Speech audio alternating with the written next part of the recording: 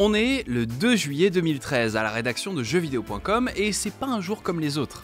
On a reçu il y a peu une nouvelle console, donc c'est l'effervescence. Mais fait assez rare, elle ne vient pas de chez PlayStation, de chez Xbox ou de chez Nintendo.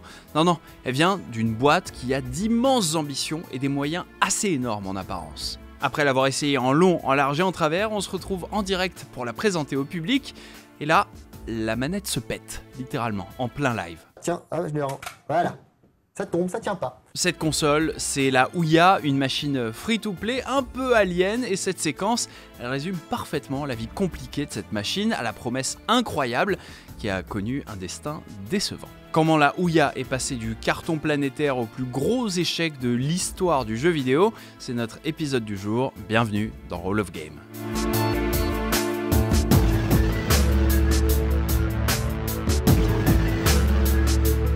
Quand on parle de la Ouya, il y a un nom qui revient souvent, c'est celui de Julie Hurman, la PDG du projet. C'est elle, le visage du projet Ouya, et elle va être à l'origine de pas mal de polémiques. Mais on y reviendra. Julie Hurman, elle vient pas de nulle part, elle connaît même très bien le monde du jeu vidéo. En 2002, elle bossait chez Vivendi Universal Games, Warcraft, Starcraft, Diablo ou encore Crash Bandicoot à l'époque. Après ça, elle a été vice-présidente chez IGN, donc le grand média américain consacré aux jeux vidéo. Là-bas, elle y gère toute la partie business jusqu'en 2011, donc c'est pas n'importe qui quand même. C'est d'ailleurs chez IGN que l'idée de la Ouya a germé dans sa tête avec un concept simple. Elle veut démocratiser le jeu vidéo indépendant sur télévision. Elle trouve que le marché des consoles PlayStation, Nintendo et Xbox est trop élitiste, pas assez abordable, il y a plein de contraintes sur le marché.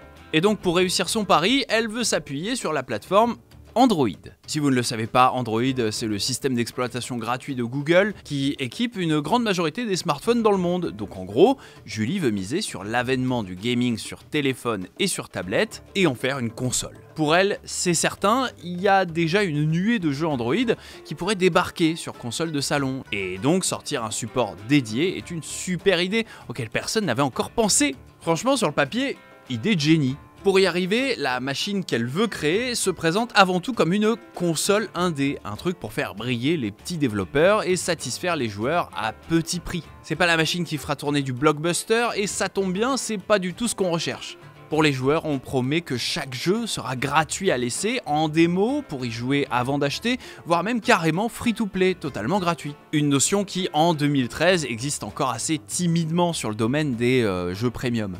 Donc ça déjà, ça plaît à pas mal de joueurs, c'est une vision assez fraîche, assez originale. Et pour les studios, côté développeurs, on l'assure, n'importe qui pourra publier son jeu facilement sur la plateforme avec une auto-édition gratuite et une validation quasi immédiate des patchs. Et ça, sur Nintendo, sur Xbox ou sur PlayStation, ça prend des plombes et ça coûte du pognon.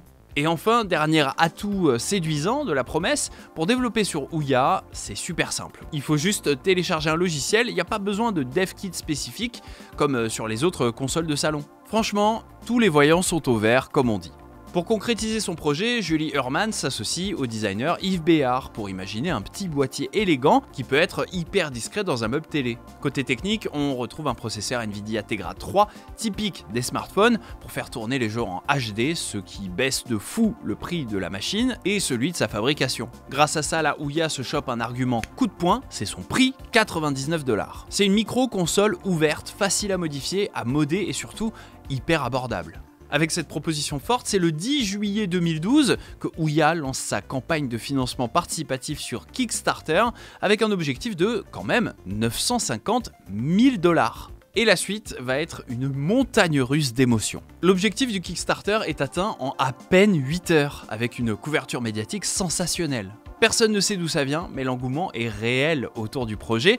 Il y a bel et bien des dizaines de milliers de gens qui croient déjà à ce petit boîtier free-to-play à brancher à sa télé au point de le financer. Rendez-vous compte, à la clôture de la campagne, un mois plus tard, c'est 8,6 millions de $ qui auront été récoltés auprès de 63 000 contributeurs. C'est un succès auprès des joueurs, mais aussi auprès des devs, puisqu'il y en a plus de 12 000 qui s'engagent et s'enregistrent pour créer des jeux pour la console. Concrètement, la Ouya, c'est aujourd'hui le 57e projet le plus financé sur le crowdfunding mondial. Et ça, c'était il y a plus de 10 ans, je vous laisse imaginer l'impact que ça avait à l'époque. Et dans le lot des partenaires, il n'y a pas que des développeurs indés non plus, il y a aussi du Square Enix, du Double Fine qui rejoignent vite l'aventure par exemple.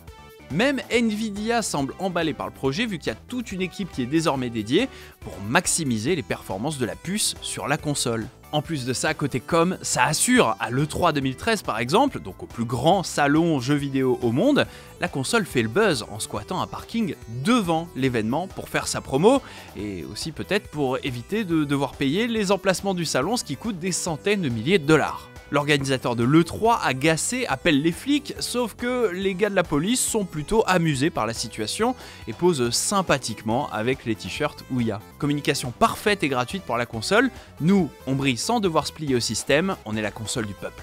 Sauf qu'à un moment donné, ce narratif si bien huilé, il coince totalement. On est alors à quelques jours de la sortie de la machine, et évidemment, rien ne va se passer comme prévu. Micro-retour dans le temps. Quelques mois avant ça, les premiers kits de la Ouya sont supposément envoyés aux backers qui ont financé le projet. Je dis supposément parce qu'en réalité, il y a un maxi retard et peu de gens sont finalement servis. Pire que ça, le jour de la sortie de la machine en magasin, il y a des milliers de financeurs qui ont cru dans le projet et qui ont tout simplement rien reçu, quoi. La douille.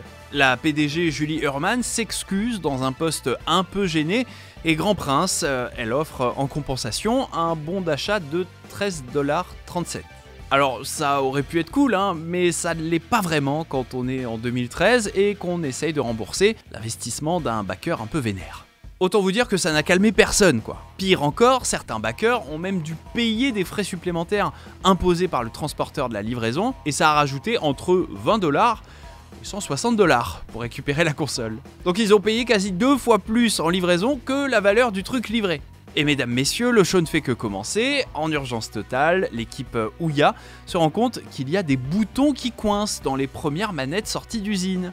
En urgence, on renvoie aux usines un design corrigé de la manette pour en agrandir les trous des boutons et ça repousse encore le lancement, bref, c'est un enfer. À la sortie de la machine, lorsque les gens qui l'ont acheté branchent la console, ils voient que c'est clairement une interface Android repensée, entre guillemets, pour la télévision. Ce qui est plutôt cool sur le papier, mais le problème c'est que en pratique, les menus sont bourrés de bugs, avec des boutons format tablette, pas du tout adaptés à la télé. L'interface est vraiment pas bonne, il n'y a rien qui est bossé. Trouver un jeu dans la bibliothèque, c'est un véritable calvaire, il n'y a même pas de barre de recherche. L'expérience utilisateur n'est clairement pas bonne et même sur les atouts majeurs de la console, il y a des douilles. Rappelez-vous, la politique du prix, tout doit être free-to-play ou disposer d'une version d'essai, sauf que du coup le store est blindé de trucs sans prix affichés. Des jeux qui vont pour la plupart vous mettre un gros stop au bout de quelques minutes, en mode maintenant faut payer pour avoir la version normale. Aussi, sans surprise, la manette est complètement ratée, avec des touches et des gâchettes molles, une latence à cause du Bluetooth, et elle se pète hyper facilement, même sans forcer, comme on l'a vu dans notre direct de présentation chez JV. Bon, alors attention. Il va falloir rapprocher. Hop là. Avec tout ça, la Ouya part clairement pas gagnante, mais bon, ce qui fait la réussite d'une console, c'est surtout ses jeux, non? Donc tant qu'il y a un bon catalogue, tout va bien. Vous me voyez venir, évidemment que les jeux exclusifs à la Ouya sont vraiment pas ouf. Sur les 170 jeux dispo au lancement, il y a surtout des jeux indés pas terribles et quelques prods d'éditeurs tiers, genre Final Fantasy III version DS. Rien de fou pour aguicher le grand public. Pourtant, il y a un jeu qui va briller plus que tous les autres, et qui vaut à lui seul l'achat de la console à l'époque, c'est Towerfall. A la base, Maddie Thorson voulait créer un proto de jeu de baston en arène, ultra nerveux, sans éditeur ni moyen pour sortir. Et là, Ouya, on sait pas comment, a du pif, l'équipe repère Towerfall et propose un deal en or. Towerfall va être le jeu vitrine de la console, avec un soutien logistique, avec du cash et avec une mise en avant totale. Résultat, Towerfall sort en exclusivité sur Ouya et devient le jeu culte de la console. Le bouche à oreille explose, les critiques sont dithyrambiques, et même si personne n'a de Ouya, tout le monde veut jouer à ce jeu. Du coup, en 2014, une fois l'exclu écoulé, Maddie va le relancer sur PS4 et PC dans une version boostée qui s'appelle Towerfall Ascension. Et là, c'est la consécration. Aujourd'hui, Towerfall est considéré comme l'un des meilleurs jeux multi-local de l'histoire du jeu vidéo indé, et ça a permis à Maddie de faire Céleste juste après. Et Céleste, petit jeu 30 nominations, dont meilleur jeu de l'année au Game Awards 2018, s'il vous plaît. Du coup, c'est drôle de se dire que sans la Ouya, on n'aurait jamais eu l'un des meilleurs jeux indés de tous les temps. Mais ce qu'il faut retenir avec Towerfall Ascension, c'est que la version de base, l'exclusivité Ouya, donc Towerfall tout court, ce jeu n'est pas resté exclusif très longtemps. Et ça, c'est pour une raison très simple, il y a littéralement personne qui achète des jeux sur une machine qui prône la gratuité. On prend un autre exemple, Ryan Wiemeyer, qui raconte que son jeu Organ Trail s'est vendu à moins de 1000 exemplaires sur Ouya, soit moins de la moitié de la pire de ses projections. Tout ça fait que 2 mois après le lancement de la console, il n'y a aucun jeu Ouya qui a ne serait-ce que dépassé les 1000 $ de revenus. À part Towerfall, à cause d'un système gratuit à laisser, plus relou qu'autre chose. Et le pire, c'est que même si certains développeurs aiment le concept de la Ouya, parfois ils s'interdisent d'y développer des jeux à cause de l'amateurisme de l'entreprise qui gère la console. C'est le cas de Sophie Hulden par exemple, elle est développeuse et elle a porté son jeu de puzzle Rose and Time sur la console parce qu'elle a cru en son potentiel tout simplement. Mais en septembre 2013, elle retire carrément son jeu du catalogue, non pas à cause des ventes, son jeu se vendait d'ailleurs plutôt bien sur Ouya, mais plutôt à cause de la communication désastreuse de l'entreprise, qui la dégoûte littéralement. Parce qu'en plus du manque de transparence au lancement, la boîte a surtout diffusé l'une des pires publicités de l'histoire du jeu vidéo pour faire la promotion de la machine. La petite start-up Ouya a choisi de lancer une publicité virale, mais ils ont complètement pété un câble en cours de route. La publicité montre un type assis sur un canapé qui réalise en tenant une boîte de jeux que les jeux coûtent désormais 60 $. Et là, pardon pour l'image, mais il va commencer à vomir en continu jusqu'à s'arracher sa propre colonne vertébrale et se tabasser avec. C'est dégueulasse et c'est interminable. Genre vraiment, est-ce que ça a donné envie à ne serait-ce qu'une seule personne d'acheter cette console? Si vous vous demandez, elle a été diffusée une seule fois sur internet, après ils l'ont supprimée dans un silence un peu gêné quoi. Fin 2013, c'est l'heure du bilan et la Ouya, c'est déjà officiellement un échec. 200 000 exemplaires vendus en 6 mois, on est très loin des millions de consoles écoulées promises. Rapidement, les grands éditeurs se désintéressent de la machine et la presse assassine la console parce qu'elle n'a pas tenu ses promesses tout simplement. En 2015, Julie Hurman reconnaît que l'entreprise n'a pas honoré ses promesses et doit se mettre en vente en urgence pour éviter la faillite. Alors qu'est-ce qu'on retient de tout ça? En juin 2015, c'est foutu de chez foutu, Ouya est revendu à Razer et Julie Hurman quitte la boîte pour de bon. Mais alors pourquoi est-ce que Razer aurait racheté un échec pareil? Ce qu'il faut comprendre, c'est que ce qui intéresse Razer à ce moment-là, c'est pas la console ni la marque, mais c'est les joueurs, c'est les devs, et c'est surtout la bibliothèque de jeux de la Ouya. Oui, la Ouya, ça a beau avoir été un échec, elle a quand même donné des idées à pas mal de monde. Razer reprend donc le Ouya Store et l'intègre à son service Forge TV, qui s'exportera sur d'autres consoles Android. Donc lentement mais sûrement, Ouya s'est dilué dans l'écosystème Razer. Depuis, le jeu sur télé via Android a eu son petit succès, mine de rien. Il y a eu la Shield d'NVIDIA, le Fire TV d'Amazon, l'Android TV de Google, tous ont emboîté le pas pendant quelques années. Mais en 2019, rideau, les services Ouya ferment définitivement. Et malgré son échec cuisant, il y a quand même pas mal de leçons à retenir de ce projet. D'abord, la Ouya demeure un cas d'école de financement participatif. Ça a prouvé que les joueurs étaient prêts à financer directement des projets innovants à grande échelle. D'un autre côté, la console a été un avertissement aussi, autant pour les joueurs que pour les entreprises. L'échec de la Ouya, ça a permis aux internautes d'apprendre qu'il ne faut pas faire confiance à n'importe qui et aux investisseurs à mieux anticiper la production, à soigner leur communication après un financement participatif réussi. Pour vous dire, la Ouya a été un tel exemple d'échec que Kickstarter a dû durcir ses conditions après 2012 pour ne pas revivre le même scénario. Pour les jeux indés, la Ouya, ça n'a pas été l'Eldorado promis, mais on en a tiré quand même quelques pépites comme Towerfall, comme quoi même dans les recoins les plus reculés peuvent naître des légendes qui dominent après coup tout le secteur. La Ouya a servi de leçon, les développeurs indés, ils veulent un vrai terrain plus accueillant, et c'est ce qui va pousser les géants à assouplir leurs règles de publication.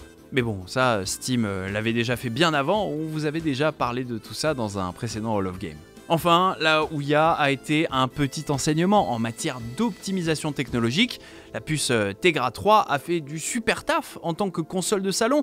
Devinez qui va en profiter de ça? Nintendo. Ils feront appel à Nvidia pour la Switch avec le même type de puce. C'est pour ça qu'au-delà de l'échec, la Ouya, ça a vraiment été un petit laboratoire expérimental et maladroit pour toutes sortes d'évolutions du marché. Un projet audacieux, révolutionnaire, qui s'est malheureusement effondré face à la réalité. Voilà ce qu'on pouvait dire du pire fiasco des consoles de jeu, la Ouya, et des choses positives qu'on en retient. Merci à Nicolas Dixmier qui a rédigé ce script. On vous remercie également d'avoir suivi ce nouvel épisode que vous pouvez retrouver en podcast sur toutes les plateformes et en vidéo sur YouTube et sur JV. Quant à moi, je vous dis à la prochaine pour un nouvel épisode. Jouez bien, ciao.